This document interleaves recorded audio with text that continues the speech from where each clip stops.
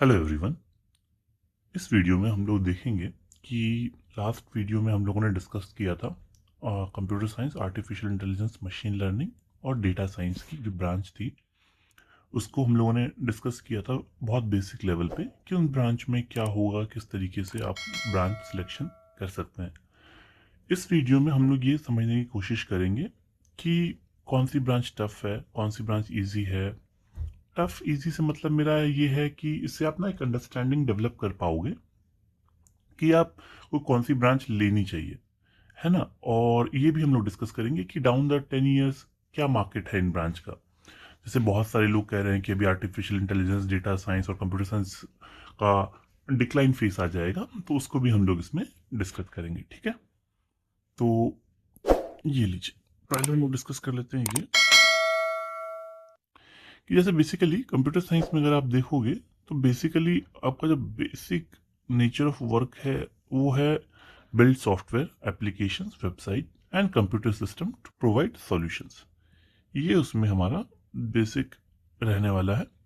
A I M L में take computers to learn from data and make prediction, ये हमारा basic काम रहने वाला है। और डेटा साइंस में analyse data and find pattern, extract insight and help in better decision making, ये बेसिकली डेटा साइंस में रहने वाला है। ठीक है, अगर देखिए अगर आपकी मैथमेटिक्स ठीक है तो medium level of mathematics skill से आपका काम चल जाएगा कंप्यूटर साइंस में। एआईएमएल के लिए आपकी मैथमेटिक्स ठीक ठाक स्ट्रांग होनी चाहिए। लाइकवाइज डेटा साइंस के लिए भी अच्छी खासी स्ट्रांग आपको होनी चाहिए। फिजिक्स का सच बहुत ज़्यादा काम यहाँ पे अपने को नहीं लगने वाला है।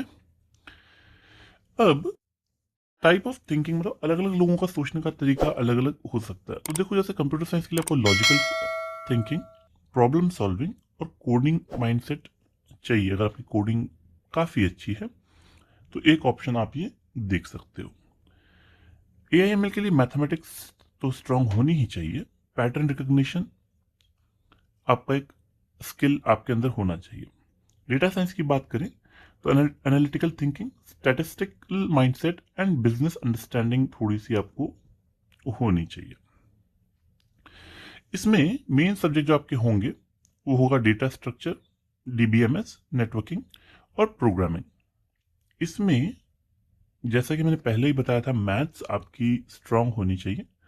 तो लीनियर अलजेब्रा, प्रोबेबिलिटी, स्टैटिस्टिक, ये सब हम लोग ऑलरेडी पढ़ते ही हैं।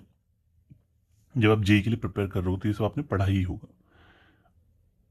डेटा एनालिस्ट, डेटा साइंस के लिए statistic, Python, SQL, data analysis और विजुअलाइजेशन। करंट जॉब अगर आप देखोगे तो full stack developer, cloud developer, etc, मतलब और भी जो जॉब्स मार्केट में हैं वो आपको सीएस में दिख जाएंगी। अभी के टाइम पे आर्टिफिशियल इंटेलिजेंस, मशीन लर्निंग में काफ़ी ज़्यादा डिमांड है और डेटा एनालिस्ट की भी काफ़ी डिमांड है मार्केट में। डाउन द लाइन 10 ईयर में देखें तो कंप्यूटर साइंस, एआईएमएल तो मेरे को बहुत ही स्ट्रॉन्ग फ्यूचर इसका दिख रहा है और डेटा साइंस का भी ठीक ठाक फ्यूचर मेरे हिसाब से होगा। तो इसको नंबर 1 पे रख लेते हैं, इसको नंबर 2 पे रख लेते हैं, इसको नंबर 3 पे रख लेते हैं। मतलब बस रैंकिंग देने के लिए मैं ये कर रहा हूँ। अगर हम लोग देखें कि कौन सी ब्रांच यहाँ पे टफ होगी तो मेरे हिसाब से एआईएमएल, फिर डेटा साइंस और फिर कंप्यूटर साइंस को हम लोग सॉरी एआईएमएल, डेटा साइंस और फिर सी कंप्यूटर साइंस को हम लोग रख लें। अगर आपको कोडिंग बहुत पसंद है तो सीएस आप ले लें। मैथमेटिक्स से आपको ठीक ठाक लगाव है, मैथमेटिक्स आपकी ठीक ठाक है तो आप एआईएमएल ले लें।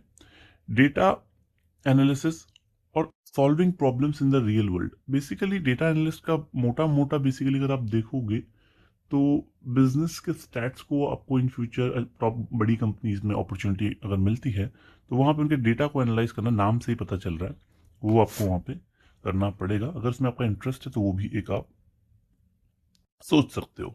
ठीक है, और जॉब मार्केट मेरे हिसाब से ठीक ही रहने वाला है। अगर आप देखोगे तो नीचे मैंने इसके जॉब मार्केट को लेके भी एक ये बनाया हुआ है। ठीक है, अगर इसका जॉब मार्केट आप देखोगे तो जॉब मार्केट यहाँ पे मैंने थोड़ा सा एक्सप्लेन किया हुआ है।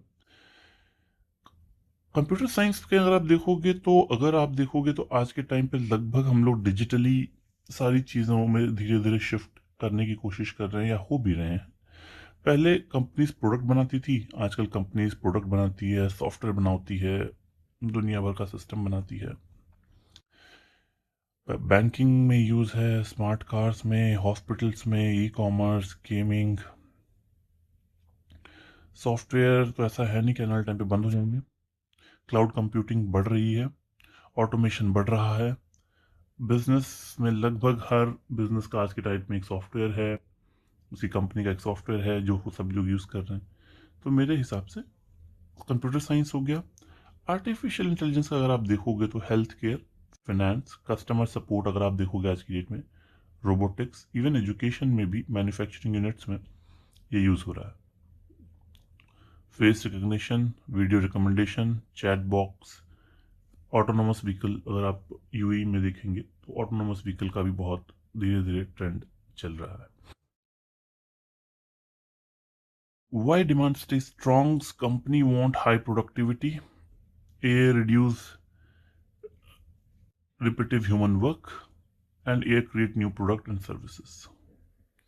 तो अगर आप देखोगे तो ये ब्रांच आने वाले टाइम पे मेरे को लगता है एक और बहुत तेजी से बूम पे जाने वाली है।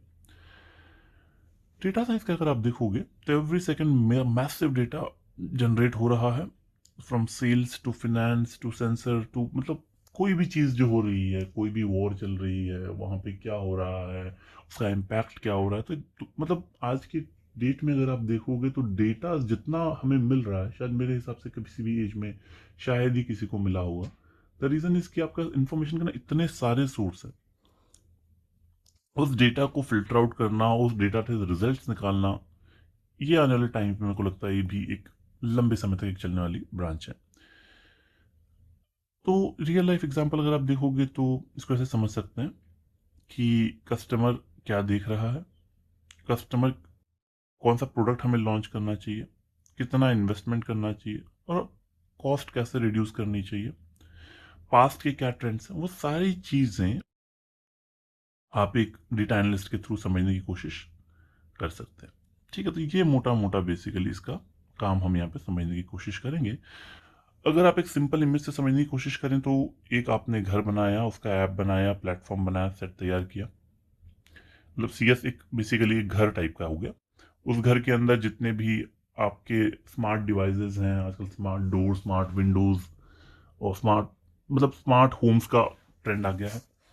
और फिर उसके बाद उन सारी चीज़ों को एनालाइज करके आपने देखा कि किस में क्या प्रॉब्लम्स हैं, किस में क्या इश्यूज हैं, कब तक ये चल रहा है, इससे क्या बेनिफिट है, उसको प्रॉपर एक डेटा को आपने एक जगह किया, और उसके बाद उन तीनों को कंबाइन करके आपने एक और नया प्रोडक्ट डिजाइन किया। तो आने वाले टाइम पे मेरे को लगता है कि डिमांड मेरे हिसाब से काफी बढ़ेगी।